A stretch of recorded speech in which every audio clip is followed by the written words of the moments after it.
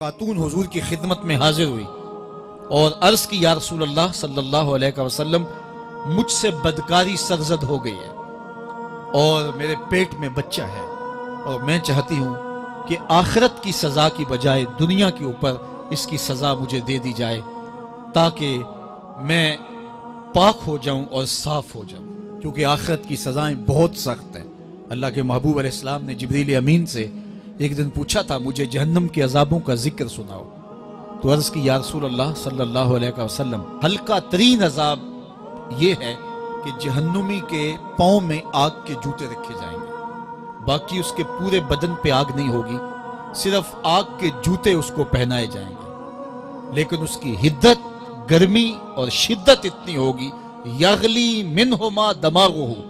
اس کی شدت سے اس کا دماغ پگھل کر ناک اور کانوں کے ذریعے سے باہر آنا شروع ہو جائے گا۔ یہ سب سے ہلکے عذاب کی کیفیت ہے، اور جو عذاب سخت ہیں الیاذ باللہ، اللہ تعالیٰ قرآن مجید میں فرماتا ہے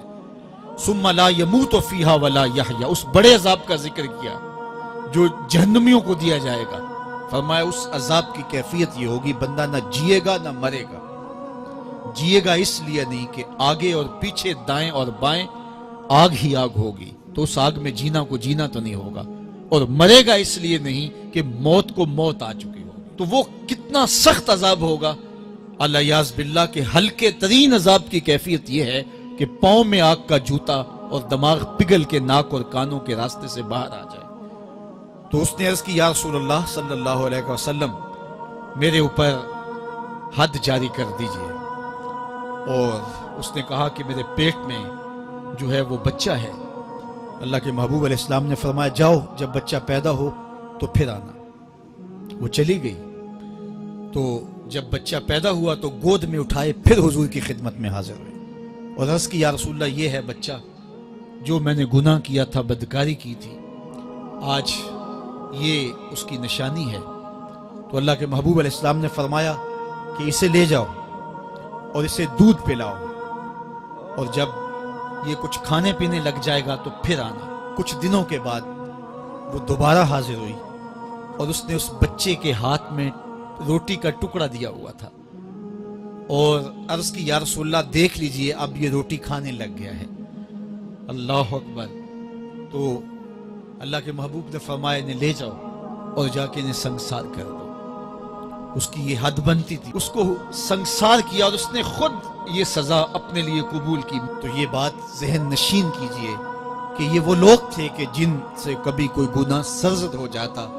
تو وہ جلد توبہ کرتے، اور اس کی بڑی سے بڑی حد اور سزا بھی ہوتی تو وہ بھی کاٹنے کے لیے تیار ہو جاتے۔ میں اور آپ دیکھیں کہ ہماری زندگی میں اگر گناہ ہیں اور ہمیں سچی توبہ کی توفیق بھی نصیب نہیں ہے اور آئندہ نہ کرنے کا عزم مصمم ہو، پکا ارادہ ہو کہ یہ گناہ زندگی میں دوبارہ نہیں کروں گا، الگ بات ہے کہ پھر دوبارہ اس سے سرزد ہو جائے، لیکن جب وہ توبہ کر رہا ہو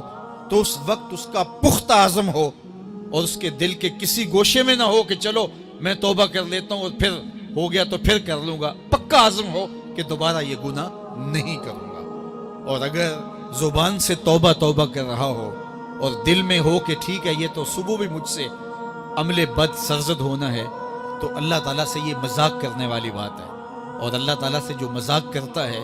وہ کہاں کھڑا ہے وہ خود سوچ لے۔ وہ کیا کسی نے کہا تھا کہ توبہ کی پھر توبہ کی پھر توبہ کر کے توڑ دی، میری اس توبہ پہ توبہ توبہ توبہ کر اٹھی۔ تو ایسی توبہ نہیں ہے کہ جو رسماً کسی مجلس میں چلے گئے، کسی اجتماع میں چلے گئے تو سب لوگوں نے توبہ توبہ کی تو وہ بھی توبہ توبہ کرتا رہا، لیکن اس کا عزم مصمم پختہ ارادہ نہیں تھا گناہوں کو چھوڑنے کا، تو یہ توبہ نہیں، یہ مذاق ہے۔ اس لیے اللہ کے حضور سچی توبہ یہ ہے کہ ماں قبل کے گناہوں سے مٹی کے گھروندے پاؤں پہ بناتا اور انہیں مسمار کر دیتا۔